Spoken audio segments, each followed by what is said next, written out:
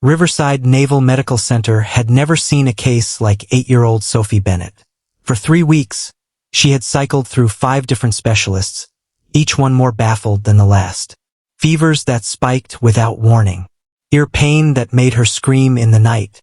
Balance so unsteady she couldn't walk to the bathroom without falling. The doctors had ordered CT scans, blood panels, even a neurology consult, and every result came back frustratingly, maddeningly normal. Commander James Bennett, a decorated Navy officer with 22 years of service and a chest full of ribbons that meant nothing to him now, stood in the hallway outside his daughter's room and felt more helpless than he had during 3 combat deployments. He had faced enemy fire without flinching.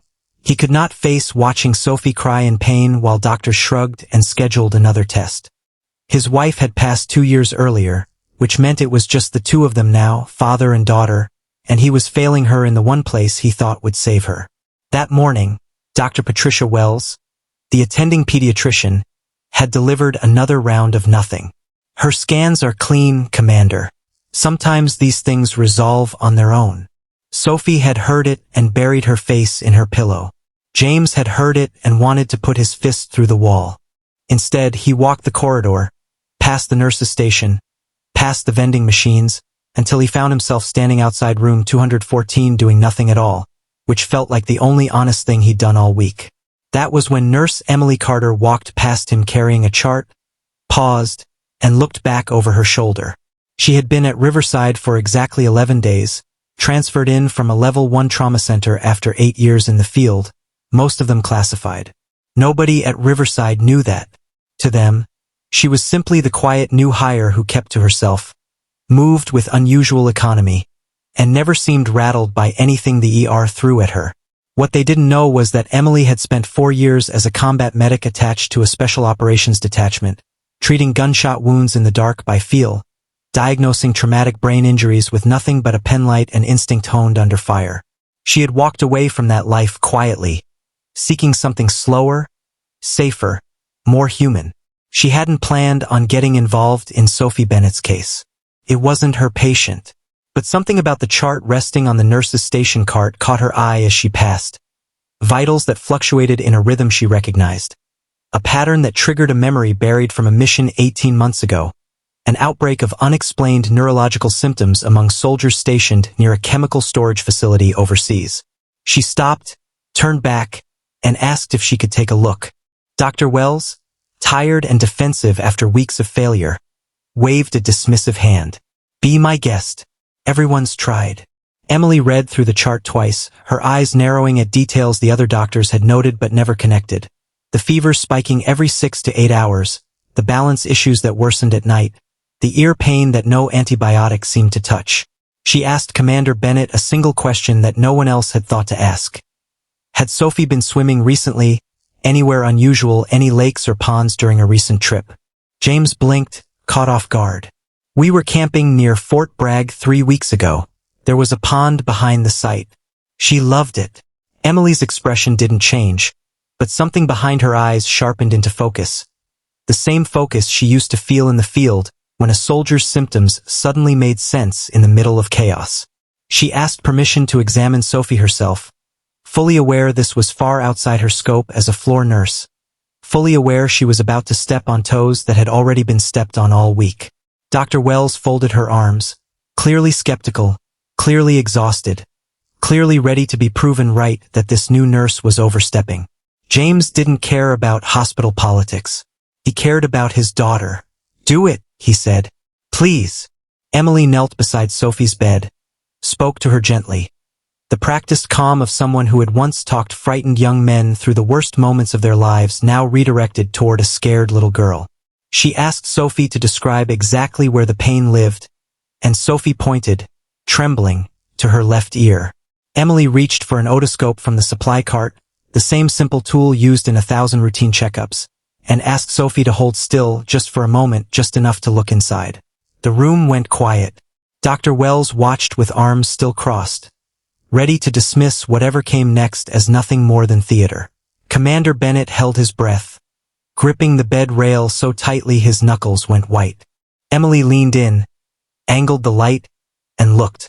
What she saw made her go completely still. It wasn't wax buildup. It wasn't a simple ear infection. Deep in Sophie's ear canal, past the point any standard exam would typically probe, something was moving. Something alive. Emily's training took over instantly. The same ice-cold clarity that had kept soldiers alive in the field flooding back into her hands and voice. She didn't panic. She didn't raise her voice. She simply turned to Dr. Wells and said 4 words that would change everything. "Get me an ENT. Now." The urgency in her tone was unmistakable, entirely unlike the quiet nurse who had barely spoken a full sentence in 11 days on the floor. Dr. Wells, stunned by the shift in Emily's demeanor, didn't argue. She picked up the phone. James Bennett stood frozen, staring at Emily, at this stranger who had walked past his daughter's room by pure chance and possibly just found what 5 doctors had missed. He didn't yet know who she really was, what she had done overseas, what training had shaped those steady hands. All he knew was that for the first time in 3 weeks, someone in this hospital looked like they finally understood what was happening to his little girl. And as the ENT specialist rushed down the hallway toward room 214, Emily Carter remained calmly at Sophie's side, her hand resting reassuringly on the girl's shoulder, her eyes still fixed on the truth she had just uncovered. A truth that had been hiding in plain sight the entire time, waiting for someone who knew exactly where and how to look. If you felt your heart pounding reading that discovery, imagine watching it unfold. Subscribe now so you don't miss Chapter 2, where Sophie's diagnosis reveals something far more dangerous than anyone imagined, and Emily's true identity finally comes to light. The ENT specialist, Dr. Marcus Reyes, arrived within 4 minutes, breathless, still pulling on gloves as he entered room 214. Emily briefed him with a precision that startled him, clinical, exact, devoid of unnecessary words, the kind of report he usually only heard from trauma surgeons who had seen combat. Foreign biological presence, ear canal, left side, consistent with parasitic larvae, likely waterborne, patient has recent freshwater exposure. Recommend immediate extraction under magnification before further migration. Dr. Reyes stared at her for a beat too long before turning to his equipment. Within minutes, using a specialized otoscope with magnification and suction, he confirmed what Emily suspected. A rare parasitic larva, likely picked up from stagnant pond water, had entered Sophie's ear canal and begun burrowing deeper, releasing toxins that explained the fevers, the balance issues, the pain that no antibiotic could touch.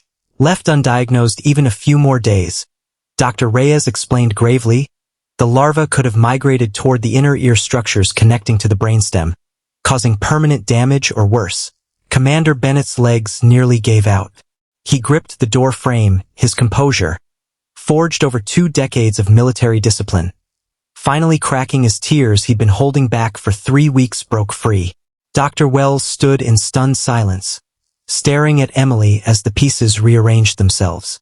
5 specialists, countless scans, weeks of tests, and it took a nurse with an otoscope and 80 seconds of undivided attention to find what everyone else had missed. The extraction took 45 careful minutes. Sophie, sedated lightly and monitored closely, came through it without complication, and by the time she opened her eyes in recovery, the fever that had plagued her for weeks had already begun to break. Word spread through Riverside fast, the way it always does in hospitals, nurse to nurse, doctor to doctor, until chief of medicine Dr. Alan Whitfield called Emily into his office the following morning. He had her personnel file open on his desk, and for the first time he was actually reading it instead of skimming it. 8 years of field medicine, he said slowly, looking up at her, attached to a special operations detachment. 2 commendations for medical performance under combat conditions that are, and I quote, classified beyond standard review. Nurse Carter, why does someone with this background take an entry-level floor position at a community hospital? Emily's answer was simple, unguarded in a way she rarely allowed herself to be. Because I wanted to help people without a uniform standing behind me. I wanted to just be a nurse. Dr. Whitfield studied her for a long moment, then nodded slowly, understanding settling into his expression. Word of what happened reached further than the hospital walls. Commander Bennett, still shaken but overwhelmed with gratitude, made a call that evening to a colleague at Naval Special Warfare Command. someone who remembered Emily's name from a redacted after-action report years earlier. A report detailing how a combat medic had kept an entire unit alive during an ambush using nothing but field improvisation and unshakable calm under fire. 3 days later, as Sophie prepared for discharge, healthy, color back in her cheeks, laughing for the first time in weeks, a formal ceremony was quietly arranged in the hospital's front atrium. Hospital staff gathered, uncertain what to expect, murmuring among themselves. Commander Bennett stood at attention in his dress uniform, Sophie's small hand tucked in his, and when Rear Admiral Diane Kessler walked through the doors flanked by 2 officers, the room fell silent. She approached Emily directly, and in front of the gathered doctors and nurses who had spent 11 days believing Emily Carter was simply the quiet new hire, the Admiral spoke clearly. Nurse Carter's actions in this hospital reflect the same excellence that earned her a Bronze Star for valor during active combat operations. An honor she requested remain private out of respect for the soldiers she served alongside who did not come home. A collective gasp moved through the room. Dr. Wells pressed a hand to her mouth, memories of her own dismissive tone flooding back with sharp regret. The Admiral rendered a slow, deliberate salute, and one by one, the assembled hospital staff, unprompted, rose and returned it, doctors and nurses alike standing at attention for a woman they had underestimated for less than 2 weeks. Sophie broke the silence first, running forward and wrapping her arms around Emily's waist, tears streaming freely now, happy tears this time.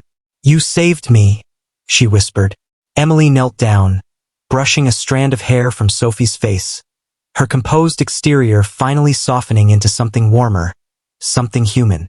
"You were the brave one," she said quietly. "I just knew where to look."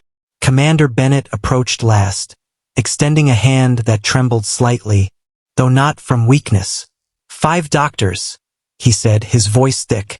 "5 doctors, and not one of them thought to just look." Emily shook his hand firmly. "Sometimes the answer isn't more tests," she said. "Sometimes it's just paying attention to what's right in front of you." In the weeks that followed, Riverside Naval Medical Center quietly changed its intake protocols, requiring more thorough physical examinations before advanced imaging, a shift that would go on to catch 2 more overlooked cases within the year. Emily never sought recognition for what happened, continuing her quiet work on the hospital floor, still the same soft-spoken nurse who preferred stillness to attention. But everyone who worked beside her now understood the truth. Beneath that calm, unassuming presence was a woman who had walked through fire, who had made impossible decisions to save lives when no one was watching, and who had chosen, above every accolade and every medal, to simply keep showing up for people who needed her most. Stories like Emily's remind us that heroes don't always announce themselves. Sometimes they're standing quietly beside us, waiting for the moment we need them most. If the story moved you, hit subscribe so you never miss the next hidden hero waiting to be discovered.